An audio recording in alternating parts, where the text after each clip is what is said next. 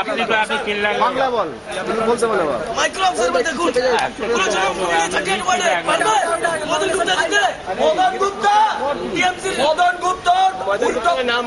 উল্টো পাল্টা কাজ করে অনেকের নমিনেশন ক্যান্সেল করিয়েছিল। আপনারা যে আজকে এই কর্মসূচি নিচ্ছেন এটা মূলত কি কারণে এটা করছেন?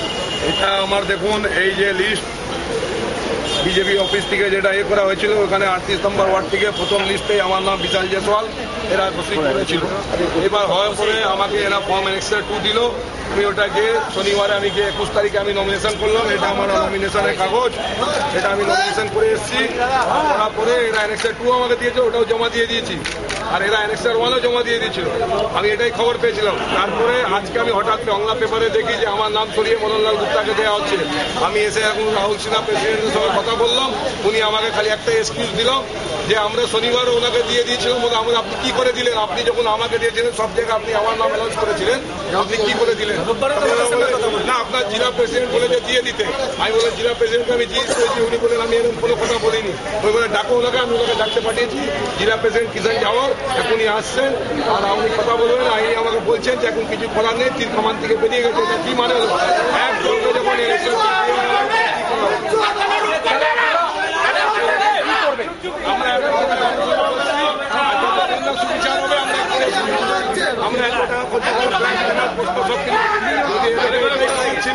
এরা আমরা করে ঘুরে দিয়েছি। আমরা সব জায়গায় ক্যাম্পেনিং করে নিয়েছি, হোটেল ব্যানার পোস্টার সব মারা হয়েছে। আর এখন এরা এই কথা কি করে আর এটা কি করে করতে পারে? রাহুল সিনহা দেখেন রবিবার বিক্ষোভ তোলার জন্য উনি বলেছিলেন যাদের লিস্ট ফাইনাল হয়ে গেছে তাদের নাম চেঞ্জ হবে না। তাহলে আজকে হঠাৎ কি করে চেঞ্জ হলো? এটা কোন গ্রাউন্ডে চেঞ্জ হলো আমি এটাই জানতে চাই। রাহুল সিনহা আমাকে কোনো এক্সকিউজ দিতে পারলেন না। উনি একটা এক্সকিউজ দিলেন যে আপনার জেলা প্রেসিডেন্ট বলেছে আপনার নাম। আমি এটাই জানতে চাই যে আপনার জেলা প্রেসিডেন্ট চালাচ্ছে, জেলা প্রেসিডেন্টের আপনি কোথায় নাম চেঞ্জ করে দিলেন? এটা কি করে হয়?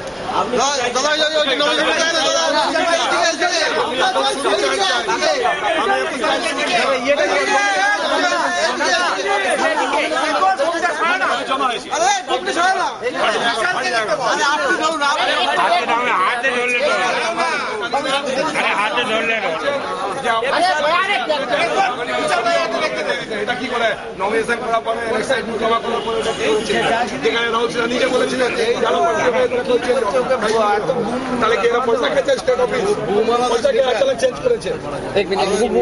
হাতে দাও, হাতে দাও।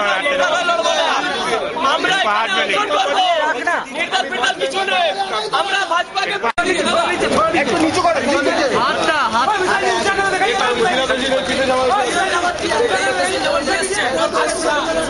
আরে উপরে কি উপরে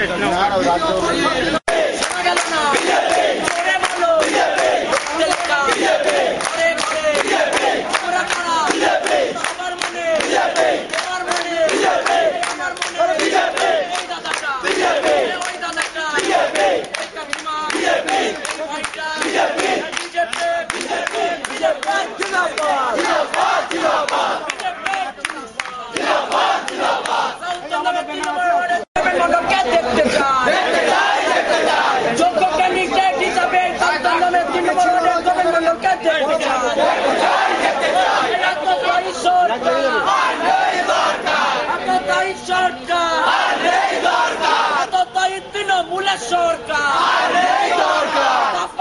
সরকার প্রতিশ্রুতি সরকার ধর্ষণবাদ সরকার বারে বারে দরকার এবারে দরকার বারে বারে দরকার 3 নম্বরের ওয়ার্ডের টিকিট কনফার্ম হয়ে আবার ক্যান্সেল করা হলো কেন? রাহুল সিনহার জবাব দাও। 3 আর 5 টিকিট কনফার্ম হয়ে আবার ক্যান্সেল হলো কেন? রাহুল সিনহার জবাব দাও।